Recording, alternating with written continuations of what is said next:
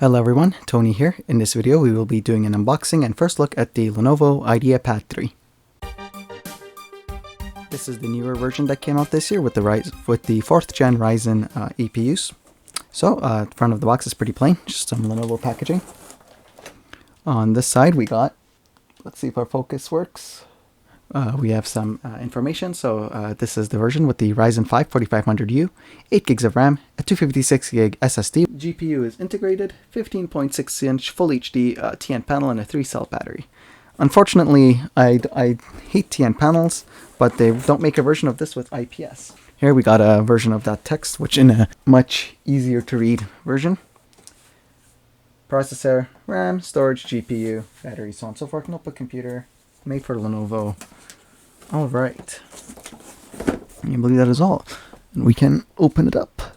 So it looks like there's just one piece of protective tape here.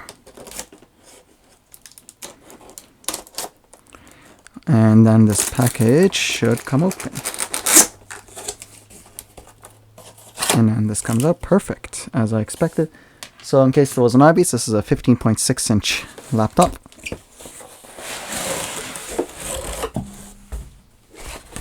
Okay, everything in the box. Little accessories pouch, but we got everything out. First up, we have we got this MacBook Pro style charger. Let's see what's.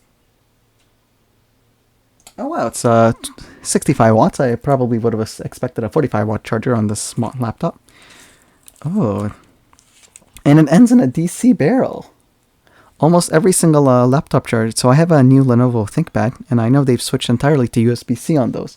And this isn't even the same as the ThinkPad. The ThinkPads used to have that rectangular connector, which has switched to USB-C. This is, I guess, even older. It's a circular DC barrel jack. That's fine.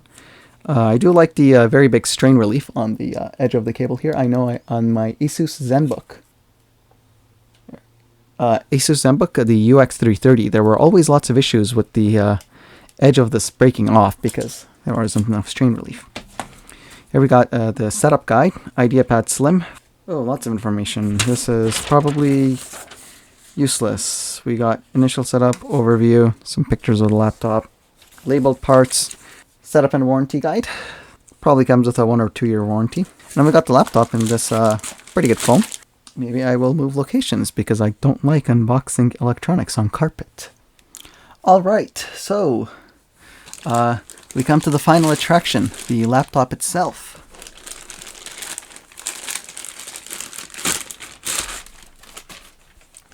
We got nice hard plastic back, probably ABS. Let's see, on the back we got some information. I'm going to move this mic a little bit closer here. Ideapad 3, power input, so on and so forth. It mostly just looks like some charger specifications to me. Alright, flip it over. It's got this blue brushed aluminum feel. That is not aluminum. How much flex is there? Okay, there is some amount of flex. Honestly, not terrible. The lid looks like it opens with one finger, so maybe not. You know what? I do like hinge. The stronger the hinge, the better, in my opinion. I've had laptops go weak. Thank you for your purchase. You're going to love this. 15% off your first service order. Why would I love that? If Lenovo was confident about their products, I wouldn't need a service order, would I? And here we go. Here's the laptop itself with the unfortunate Canadian keyboard variety. Okay, so I guess let's take a look. Cover is pretty simple. We got the Lenovo logo up here. No logo in the middle. Kind of like the flat look, actually. Back is just a hinge. It looks like it's one of the common new types of laptops where you intake from the bottom and you exhaust out the back where the hinge goes. On the left side, we have our I/O. On the right side, we have no I/O. Okay, you know what? So this might be a general preference. I always like the I/O being on the left side of a laptop because the right side is where you put your mouse, and I don't like cables coming out of there. Whereas the left, you know, it's who cares? I mean, assuming you're right-handed. So we got the DC power input. HDMI. We'll have to see if this is HDMI 1.4 or HDMI 2.0. I know on my ThinkPad, which is a ThinkPad E495, I mean, my review of it and some thoughts are actually on my website. I haven't made it into a full video yet. The HDMI port is unfortunately HDMI 1.4, even though that computer is a Ryzen 3500U, and I know for a fact that the 3500U supports HDMI 2.0. And I also, like, it supports 4K 60, so I had to get a USB Type-C to DisplayPort adapter, except there's only one USB Type-C port, so you need to get one with power delivery pass-through. Anyway, there's some complications. No USB-C on this at all, interestingly. So this one looks like it's USB 2.0. I do not see the extra 5 pins for 3.0, in case you're not sure how you would tell if I zoom in. Maybe you can see that, see if this focuses. On USB 3.0 ports, you can see there's 5 little additional gold fingers in the front, whereas a 2.0 port does not have that. So this is most certainly a USB 2.0 port, which is fine. You know, 1.2.0 is good for a mouse, keyboard. Some laptops come with all 3.0. I honestly think it's fine because realistically, you're not going to use every device to be a 3.0 device, and I guess backwards compatibility is good. So 2.0, 2 USB 3.0s, I like that. I think 3 ports is a good amount. You can use this one for your like wireless mouse receiver or dongle. You can plug an external hard drive, capture card, or I mean, depends what you're doing. Maybe mouse, keyboard. I think that's pretty good. Especially because like you can run hubs these days. I think the exclusion of USB Type-C is an interesting choice, especially because we're seeing more and more accessories move to USB Type-C. Yeah, and then this way we'll see if it is HDMI 1.4 or HDMI 2.0. Again, as I said, I would hope it is 2.0 since this is Ryzen 4th gen, and I know for a fact that they can do 4K 60, and in fact, the integrated graphics aren't bad. Anyway, let's look at the right side. On the right side, we have the SD card slot, so it's a full-size SD. Love it. I always like having SD card readers built into laptops. Makes it easy to get stuff off of them. In fact, on the ThinkPad, on my ThinkPad, it's a micro SD card reader, which bothered me. Pretty much every micro SD card comes with a full-size SD to micro adapter. Just give me a full-size slot, and I can use an adapter to plug micro SD. Yeah. And then we have the combo 3.5-inch jack. I don't know what this is. This looks like a since there's a backwards arrow on it, I'm gonna guess this is maybe like a flashback button. Not sure if that would be for BIOS flashback. I don't know why there would be a BIOS flashback button on a laptop, but oh, probably reset. That's probably the reset key. And we have the combo jack. So this is tip ring sleeve, presumably 4-pole. All right, the other thing I really like is I see screws that look like they're standard Phillips to me. I love it when computer manufacturers don't use random proprietary parts and they use parts that I can easily get at. In fact, from here, I can see the green PCB.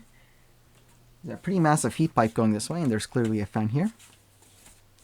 Overall, the design, especially the side panels, looks a lot like the ThinkPad that I use. So I'll see if I can bring it on screen. This hard plastic back is very similar. So here's my daily driver ThinkPad. And here's my rough comparison. I need to not keep this off because it's handling some recording functions. Hopefully my mic there is working because I would have had to switch to the garbage mic for this. Well, my shotgun mic. So very, very similar type of plastic across these two.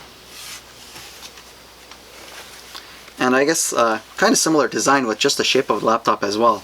Like the way this lid comes. So notice how on both of these the lid kind of has this like forward edge on it. And yeah, just the general shape. Flat up to here, goes forward. It looks a surprisingly amount like the ThinkPad E495. Same type of, actually similar type of hinge. Actually very, very similar type of hinge. I see a different speaker layout, so that's cool. Yeah. Alright, back to the not garbage mic. I shouldn't say garbage mic, just that it doesn't have the autofocus noise. That's all. So let's power it up. Give it a whirl. Here's the screen, 15.6 inches, 1080p. Unfortunately, the only downside is, the anti-glare coating is pretty cool. I think most laptops have it. I hate glossy screens on laptops. It just makes it hard to use, in my opinion. So this is unfortunate. The downside is it's a 220-nit TN panel. So there's two downsides. A, I hate TN panels. If they could have put a IPS, or even if they could have put a wide viewing angle WVA panel, I think it would have been greatly appreciated on a laptop. The other thing is 220 nits is also not a lot. Like my ThinkPad has the cheapest screen that they offer, which is also 250 nits. They could have probably gotten away with putting a like 250 at least, or 300 nit display. On the webcam, we have a shutter. Red dot probably means it's disabled. Not sure if you can see that. Enabled. I don't know if the camera picks up the fact that it's red. Looks like we got 2 microphones. Webcam on indicator light, so 2 mics is pretty cool. Maybe they use it for noise cancelling. See the keyboard.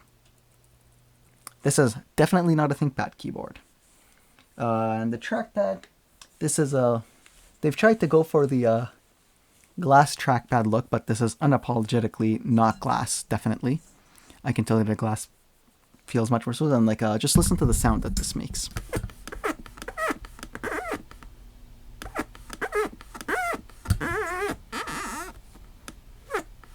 So while that doesn't immediately stick out as being awful, it's also not something I would necessarily like to see. The keyboard layout is unfortunately Canadian English. Very unfortunate, but Best Buy, what can you do? The thing with the keyboard is it doesn't have that same click here feel. Like the initial key press is a lot more mushy.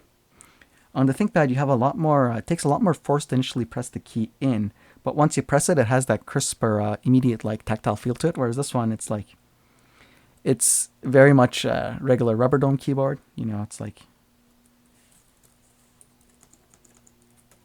I mean, it doesn't have that as big of a tactile bump as I would say the ThinkPad keyboard does. The ThinkPads definitely have more of a like tactile bump when you press it. They also almost certainly have more key travel than this. Honestly, it's not bad. I do think it feels a bit mushy. The trackpad's fine. It's probably a Synaptic trackpad. Honestly, it's a big enough surface. Could have done being a bit bigger, but this is definitely pretty good, I would say. We'll have to see if the gesture and like palm rejection of it hold up, but does it have battery? Ooh, this might be the first time I need a charger. I'll be right back. So we have it plugged in. I gotta say, I do quite appreciate the thick strain relief that's being put on this cable. I think that these strain reliefs go a big way towards longevity. Also, these power switches have always stuck out to me because on every Lenovo product, from ThinkPads to like their desktops, they seem to use the same circular power button with the dot in the middle. Anyway, let's power it up. I want to see what the let's see how bad the viewing angles are. Actually, let's see if we can enter the BIOS first.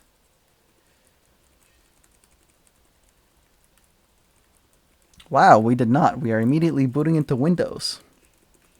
Not what I expected. I thought we would have had a chance to get into the BIOS. It looks like they've also changed their logo from not just be the flat red Lenovo. Ooh. Okay, so for you guys, this looks pretty turquoise. I'm going to start bending it up. Let's see where the camera's recording. And you can immediately see that the TN... Yeah, it looks great. It looks fine head on. If you bend it down, it looks too bright. And if you look from the bottom, it looks too dark. I will have to do the test to see if it's actually good enough for Gamma 2.2. But you can see, it gets darker. It's a good blue right here. And it gets lighter up here. I would like to restart this because I want to get into the BIOS. An interesting thing is the power button LED is bluer than on the ThinkPad. The ThinkPad has an LED that's much closer to white. This wider home and left-right arrows, which, I mean, I think it depends on which type of person you are. Some people prefer it this way. Some people, I guess like myself, prefer the upside-down T, you know, a lot more standard. We got some media keys. Got the play, pause, stop, rack, and next. Oh, they have not chosen to include a visual UEFI. They have gone with the plain old version here. Ideapad 3, Ryzen 4500U, 8192 gigs of RAM. Interestingly, the NVMe SSD is a WDC SN530. I would have expected it to be a Kioxia, one of Kioxia's like a Toshiba / Kioxia SSDs. It looks like it is actually a Western Digital PC SN530. So I guess that is probably close to the WD Blue SN550. 550 being their the most popular. WD Blue it's NVMe M.2 2280. Let's see, config. It has the time, wireless LAN, AMD SVM, BIOS flashback. So maybe that key is for BIOS flashback. That's interesting to see it included. That's nice. Hotkey, flip to boot. Okay, so that allows, I guess, to just boot the desktop without pressing the power button. That's cool. Foolproof function control. Who calls it foolproof? It's just like asking. It's reverse psychology. Treat function as control when combined with... Oh, okay. So it's on some laptops, like my ThinkPad. If you look at the keyboard earlier, it goes function, then control. The function key is on the left, the control key is on the right. And some people mix those up. So it looks like this has to do with that. System performance, intelligent cooling. We have the options of extreme performance and battery saving. So it says intelligent cooling to select between different user scenarios. Extreme performance is, I mean, obviously this is presumably for the fan curve and thermal throttling. Frame buffer size, 512 megs, 1 gig, 2 gigs. So on my ThinkPad, that's set to 2 gigs. So of my 16 gigs of RAM, I can only use 14. So here it's set to 500 megs. I think if you want to do gaming or anything 3D, you should probably increase this. I mean, I see why on a 8 gig RAM laptop, they would not increase it. Security, we have hard disk password, admin password, AMD platform security processor. That's their Intel ME equivalent backdoor. Secure boot, if you're going to be staying on Windows, secure boot's a good idea. And let's see, okay. I have seen what I wanted to see. All right, we should go back to the Windows installation screen now. And then I want to take the back cover off to see if we can upgrade the RAM or the SSD in here. But that will probably be a separate video. That will be for the upgrade cycle. I think the Lenovo logo also gives a good overview into the monitor. The color that we get. Okay, let's see deck flex. Because I expected that it would be actually worse. Honestly, really good. I would have expected that on this cheaper laptop, they definitely would have. I mean, oh yeah, it's definitely flexing here, but the fact that they've left this space empty makes it look like there's a 2.5-inch mount. That's interesting. We'll have to take a look at that. Anyway, before the Windows setup, I guess we'll take a look at what's inside. But that's all for this first video. That is my first impressions and I guess unboxing experience for the Lenovo Ideapad 3 with the Ryzen 4500U. Thanks so much for watching. Hopefully you learned something. Hopefully this answered your question. For those wondering, there is no Ethernet port. That's one thing I was curious about. No Ethernet. Thanks for watching. Hopefully you enjoyed this. Have a great day. Bye.